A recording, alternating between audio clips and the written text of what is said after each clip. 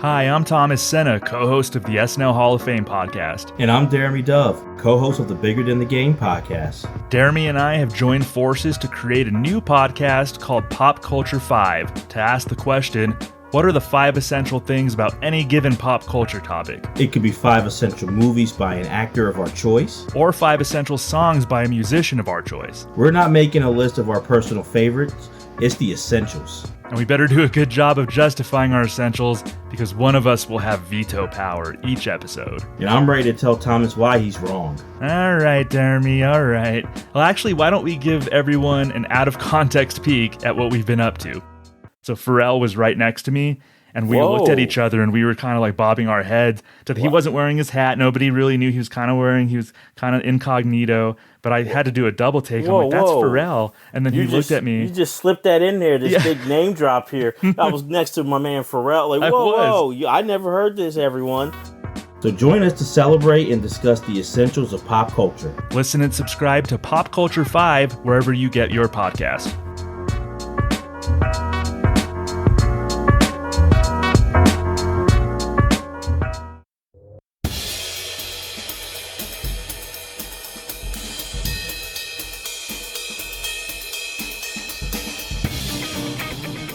Hey, it's time to gather around the water cooler to talk the SNL Hall of Fame. Hey, it's JD here, and I just want to welcome you back to the SNL Hall of Fame. I am inside, and I'm walking down the hallway right now. Hello, Matt. As I walk down the stairs into the lunchroom where we keep the water cooler, and looky here, my friends Joe and Shari are already gathered around the water cooler, as it were. So, Shari, how's it going? It's going pretty good. Got my water here at the water cooler, drinking up, glug glug. Joe, are you glugging some glug? Just you caught me in the middle between one glug and another glug. So, oh boy, yes, ready to go. A glug sandwich. Yes. Well, today we are talking about Kevin Nealon, and he's interesting to me because he relates to when I got into the show. I think he was the first featured player to be a featured player in my time with the show. And that's how I'll always sort of think of him, taking that shot at the pool table and during the opening credits. That's just sort of where my head is with him. Shari, this week's episode, we had Andrew Haynes on from the SNN Superfans, and he and Bill Kenny, our chief conversationalist, had a terrific conversation. I'm wondering if you want to run that down for us. Yes, indeed. And I, as usual, am a fan of both from the Saturday Night Network, where Bill kind of got his start and got to start doing a lot of superfan takeovers with Andrew, where they do things like dream casts and dream episodes. So I was pretty familiar with Haynes, and he did a fantastic job along with Bill breaking down the career of Mr. Nealon. They went through characters that I had sort of forgotten about. They went through bits that I had sort of sketches that Kevin was in that I had sort of forgotten about. And of course, his time on the update desk and how crucial he was to that time in between Dennis and Norm, two of the giants, and how Kevin sort of found his place, sort of quietly, a little more subtly, different approach than either one of them, and sealed his place in Saturday Night Live. And they both agreed in the Hall of Fame, and I agree with them. So it was an excellent episode and really fun to go back in time. One of the things that I mentioned, thanks, Shari. One of the things that I mentioned in the episode was that I hope it's not punitive that this is the 7th and final season. I'd like to see him get in. I'd like to see Kevin Nealon get in. I'm wondering, Joe, if you have anybody in mind who's already in the Hall of Fame who might have a similar pathway to the Hall that Kevin Nealon, could potentially have. Or do you think he's doomed as well? No, I think he's well known enough to get some votes. It depends. I'm going to be honest. It depends on what the competition is. Already we got Chevy, so that's serious competition right there. But as far as people that are already in, Norm, I feel is very similar because obviously they both hosted Update, but as we'll get into it, both, at least as I feel, they were always kind of like the bridesmaids, never the bride. They were always in someone else's sketch. They were either the straight man, or maybe they did do an impression, but it wasn't like they were well known. Like they're mainly known for doing that impression, or maybe they are, but that's mainly. In other words, like they're usually the straight man. They never really had a character of their own, stuff like that. But like their Update is mainly what they're known for, and if they're gonna get in, it's because of Update, and that's why I feel like Norm and Kevin are similar, is because of that. Yeah, I can see that. I can see that for sure. And Nealon adds another dimension with his characters and sketch work as well, right? He's not only got the new the Update, but he's got those other things. Shari, anything you want to add to that? Yeah, I think Norm is a good selection by Joe, but I was also thinking, and Andrew actually mentioned, he compared him to two different other Update anchors, one who is in the Hall of Fame and one who is on the nomination ballot. And the one that's in the Hall of Fame already, Dan Aykroyd, he compared him to Dan in that they both had a sort of fast-talking, very dry approach, very subtle with the jokes, and that they were kind of similar. Kind of said Nealon was sort of the Dan Aykroyd of his time in some ways, with that kind of fast-talking, sort of, that delivery that he had. Deadpan. Rat-a-tat-tat. That deadpan pitch man delivery. Yeah. Like Mr. Subliminal, sort of similar to Erwin Mainway, kind of, if you really listen to them back to back. So, yeah, that's my pick for someone who's already in the Hall. I agree. Yeah, I can't argue with that either. Aykroyd, interesting.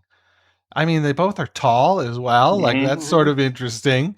It's got to be hard, and similar to Aykroyd, he had like tour de forces working beside him. Nealon with Dana Carvey and Jen Hooks and Bill Hartman and John Lovitz, et cetera, and Aykroyd with Belushi and Gilda, et cetera. So some really interesting comparisons there. Joe, what's up? Yeah, I feel like Kevin kind of got lost in his cast. Oh. Like when he was a part of that second golden age in the late 80s. So he had, Mike, Dana, Phil, Jan. Right. And then the thing is, he was there for a long time. And then, he just kind of got lost in there. Wow. And then I almost felt like during his second half of his tenure, he was at Update, and it was almost like, I don't know. I'm not saying it was too late because Tim Meadows had a good second half of his career, but like it was just like he was just regulated to just being the Update guy, even though because his cast in the second half of his tenure was Spade, Sandler, Schneider, Farley. Kevin could have came out and shined there, but for whatever reason, he didn't have any new characters, or he didn't do anything new the second half of his career once, Dana and Phil left, and Jan, what I'm saying? So he could have came out, but for whatever reason, he just stayed at Update and did an impression or two. So yeah, I just felt like he just kind of got lost and then kind of stayed lost. How do you feel about that, Shari? Do you agree with that? Yeah, I sort of do. I sort of do feel like, even watching the documentaries recently, which I know you've been able to see at least some of them, JD, it was really interesting hearing Kevin speaking. And I think even he sort of felt like he was in this, I mean, everybody says it, in and Golden Era, Right. as Seth Meyers would say. And I think he did kind of feel a little bit overshadowed a bit, but he made his way and he found his place. And like a lot of cast members, and I'm going to, if you don't mind, JD, I'm going to compare him to a few that are currently on the nomination ballot that I think also have been struggling. I see him along the lines of an Anna Gasteyer, and I see him along the lines of I was mentioning somebody also on the nominee ballot, a Chevy Chase. Yeah, now, I know Chevy got a lot of attention at the beginning, but as years went by, because he was on such a short time, people sort of forgot about him. But now I feel like Nealon just was on Fly in the Wall. He's got a podcast. He's back in the zeitgeist, getting out there, and people are remembering him. And now that he's been in the documentary, I think he's getting back. And Anna, same thing. She's been in commercials. She was on that American Auto not long ago. And I think people are starting to remember her too. Her numbers have been ticking up every year. So I hope that this is the season for all of them, because they all deserve to be in the Hall of Fame for one reason or another. I agree. I think that whole second Golden Era cast should be in the Hall of Fame. Absolutely. But there's not a dud. There's not a dud among them. Well, yeah, I won't get into Victoria Jackson, but we don't know which one. But I agree with Shari, because here's the thing with Anna and Kevin is it feels like once the dust has settled and you kind of separate Kevin from the rest of the cast and you see all the stuff that he can do and everything that makes him him, and it's like, oh, wait a minute, this guy is awesome too. Like, he's not just Franz. He's not just Tarzan. He's not just the second half of a sketch. He's awesome on his own as Mr. Subliminal, and then like if you see his stand up, you're like, oh, wait a minute, like, this guy's awesome, So when you see him on his own, and then you really fully appreciate him, So that's where if you take away the other people that overshadowed him, you take them away, and you see Kevin on his own, you're like, oh, here's a little gem. Yeah, I would agree. Well, let's move on to the closing argument. At the end of every episode, our chief conversationalist will ask the guest to summarize their argument and put in one last word for the nominee. Let's give it a listen. All right. So, Haynes, you've made some great points here. Kind of make your final case for Kevin here to get into the SNL Hall of Fame. I think there's a few things. One, we talk about his ability to do something that not a lot of other people could do, and plenty of people can deadpan, but just not quite like him. I think, he was a Weekend Update anchor for several years, which is a very prominent role on the show. I mean, we obviously love the sketches, we're talking SNL, we're super fans. But to be front and center like that every week is a hugely important part of the show.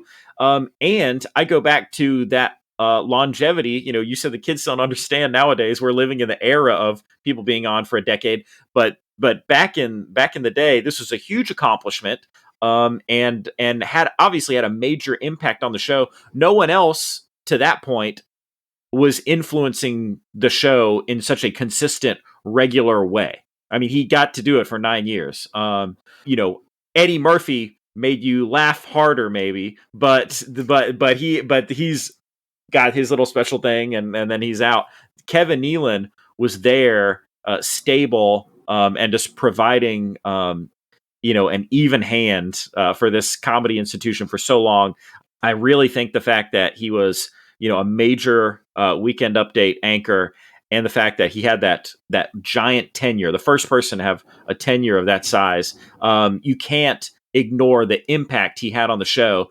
And it's not even saying 10 years now, because we're in the age of 10 years, but 10 years, when the show was only going into, coming out of the teen years, getting to year 20 and stuff, like he's meat on the bone during those years, and then going into the early 20s and stuff. So we're talking about a show that, if it's been around for 10 years, this guy's been on, or 20 years, and this guy's been on for 9 of them. I don't think you can ignore that type of impact. And it's easy to forget when we're living in this age. We didn't grow up watching it every week, but that's a huge impact he had on the show. And I don't think we can ignore it. Hall of Famer, easy vote.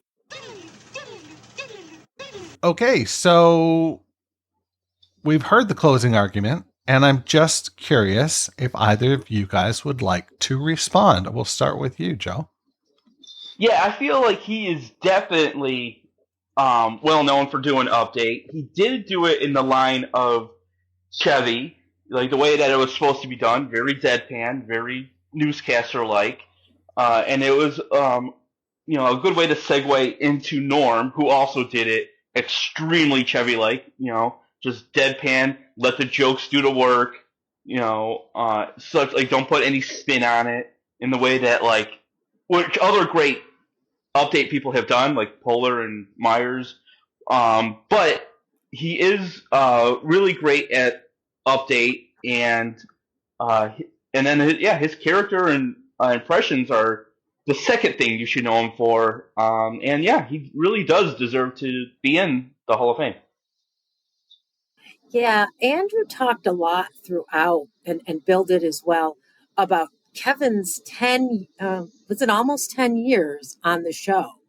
And at that, now it doesn't sound like a long time now, as they both discussed, because, Keenan, but, and Daryl Hammond and Tim Meadows and several others. But at that time, Kevin was one of the first to stay that long.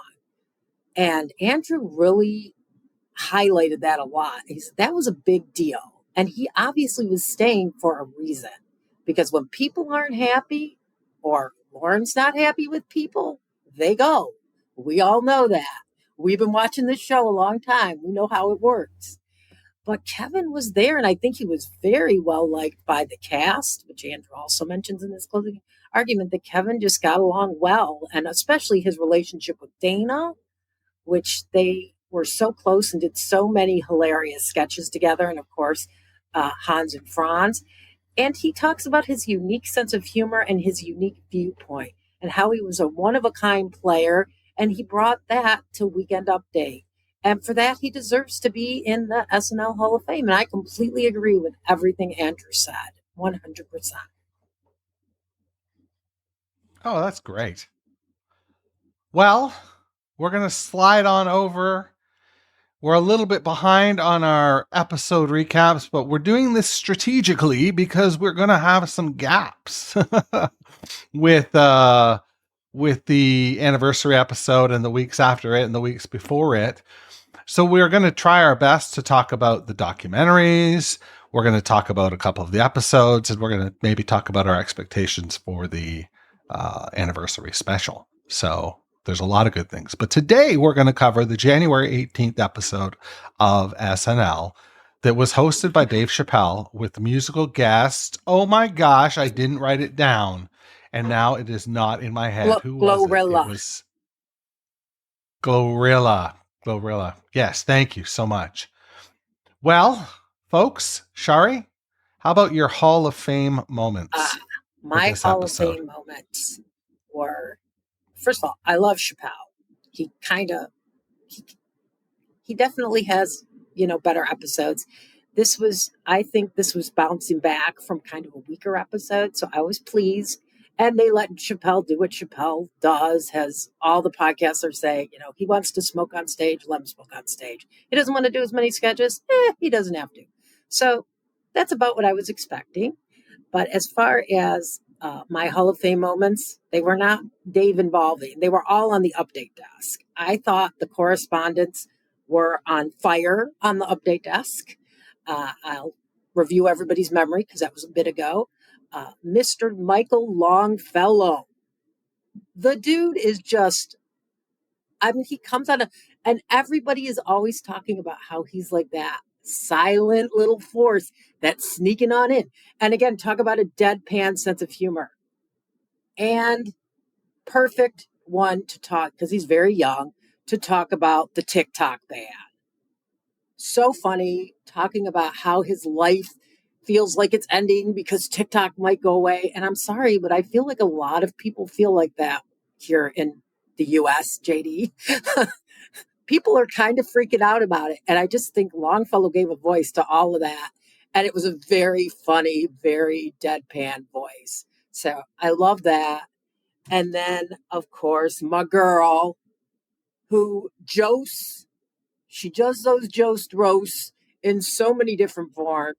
And this time she's the original Nosferatu, and the makeup. We always talk about the amazing job that the SNL makeup department does. And she looks just like in the movies. I mean, she's perfect with her nails, her slimy fingers, going over to Colin Jost. And, Jost, there's a reason why his last name rhymes with roast. He is just the perfect roast victim. And nobody does it better than Sarah. I mean, she just every time hits it out of the park. So 2 great correspondents on Update. By far my favorite part of that episode. It's so nice when you get both correspondents, if there's a night where there's 2 and they both hit it out of the park, because sometimes it can be a drag on Update when you get a correspondent that is, not up to par. Agreed. So, Joe, do you have any Hall of Fame moments, or as you call them, pros? Yes. I'm glad you remembered it, because I fill it in my notes. That's because I fill out my notes like a form now to make sure I don't forget anything. But I always put pro con. So I didn't realize I was doing it until you pointed out that someone else noticed it, or it was weird that someone else noticed it. I didn't.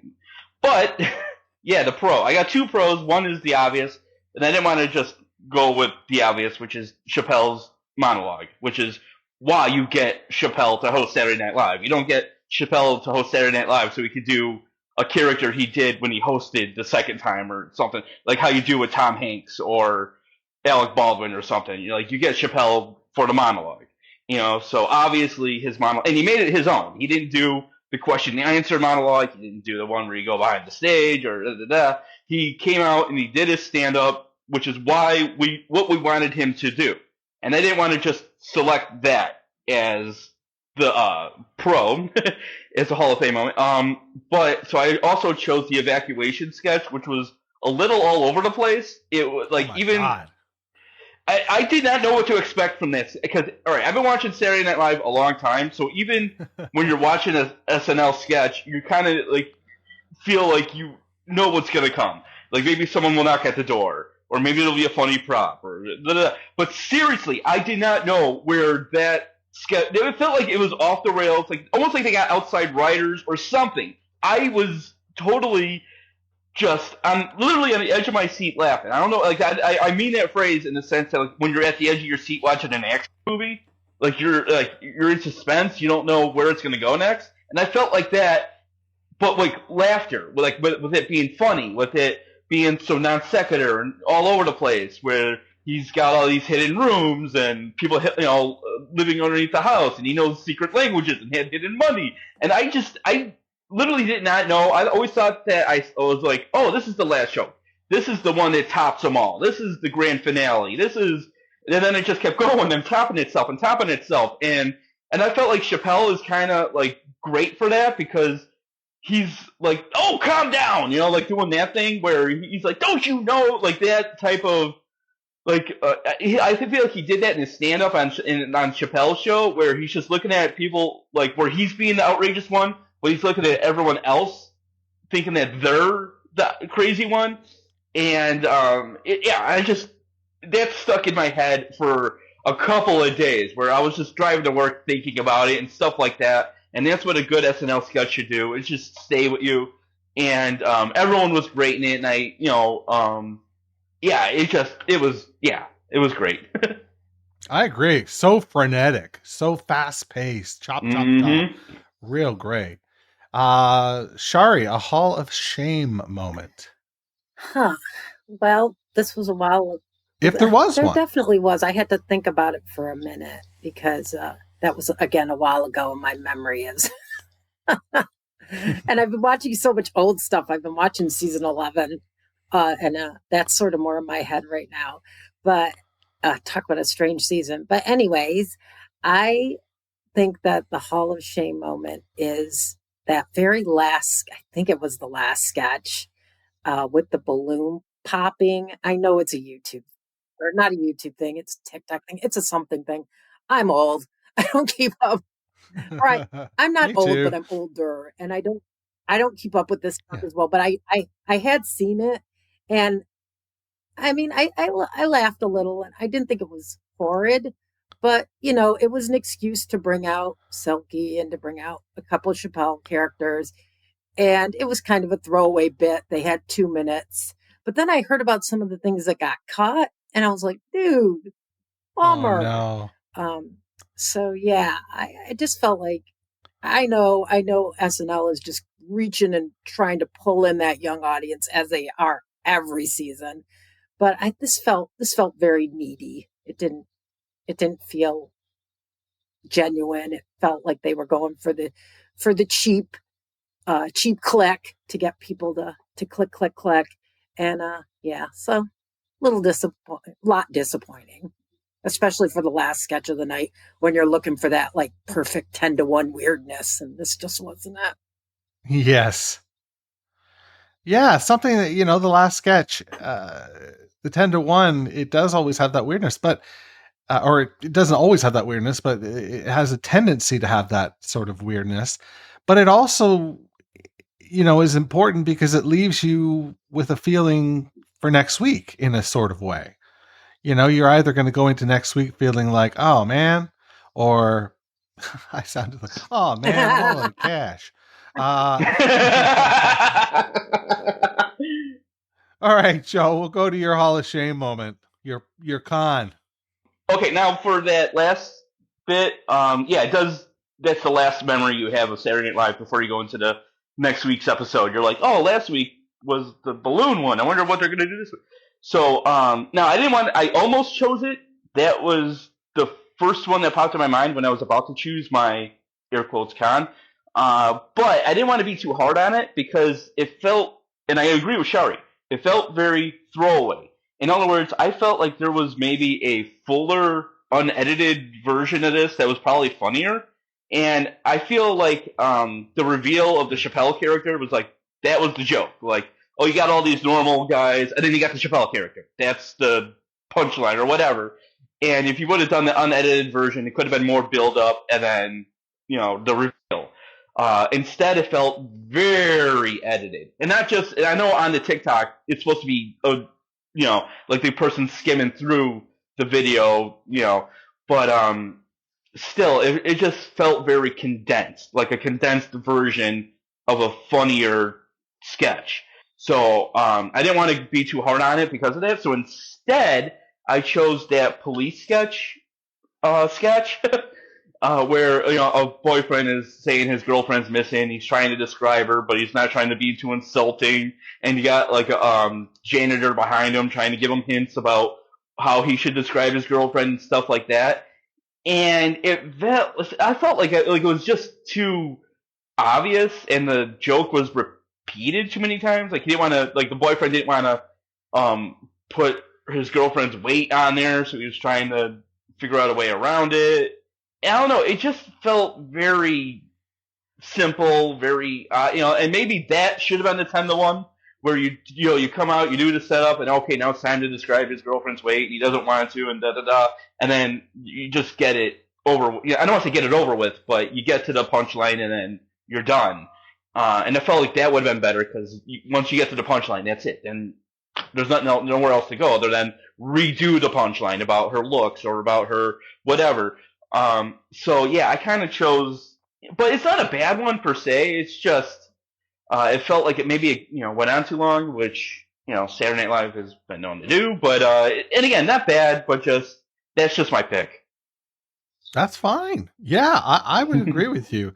It really, the show had a lot of momentum, and it just sort of ground, like after update, it sort of ground down a little bit until you got to that sketch that Shari was mentioning. That's how I felt anyway. Well, folks, is there any do you have any final thoughts on either Monday's episode of the SNL Hall of Fame or that episode of SNL with Chappelle hosting? I think we got it all in there for me. Right. Yeah. Excellent. Yeah, Kevin. I mean, Kevin. I mean, I really do feel like the people that like Kevin will vote for Kevin. You know, I mean, he is a great supporter, great update. You know, even though he did have a couple characters of his own. There's a Subliminal and No Depth Perception. It's kind of like, you know what? That's not his forte. Update is, and then he did that, and then it's also worth mentioning that he didn't do update until he left. He let Norm do it, and then Kevin stayed a year, which is really rare. I don't know. I just felt like that was worth mentioning, even though that last year that he was there, it was the 20th one, which I always mention is another weird year. But he really is he really should have been a part of that second golden age. There's a reason why, like, he stuck around. Like, he wasn't just, you know, and Kevin Nealon, and he could have been there 2 years and then got cut, Chevron Fallon, you know, and then just kind of moved on. That's my version of Mr. Subliminal. I don't know. I think it's great you do too, but I do. I mean, I'm just saying. No, so I'm just, he, you know, really did his own to hold his place in the second Golden Cast. He might not have been the most well known in it, but he held his own. And as far as the Chappelle Show, I mean, you said it. It kind of dipped down after Update, and it's worth mentioning Chappelle wasn't in the sketches after Update. So, just saying. Other than that, next week's episode, if you wanna, I'm excited for that one too. Yeah, next week we're welcoming our friend John Schneider to join us, and we're really excited because he's going to enlighten us on the careers of Bonnie and Terry Turner. So I'm really excited for that conversation.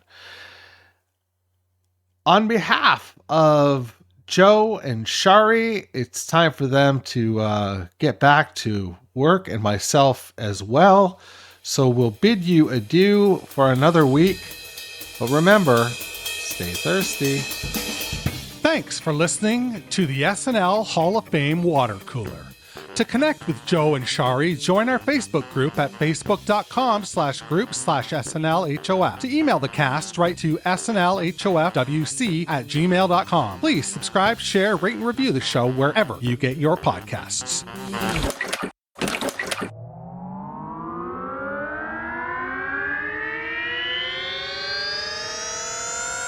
To podcasts and such.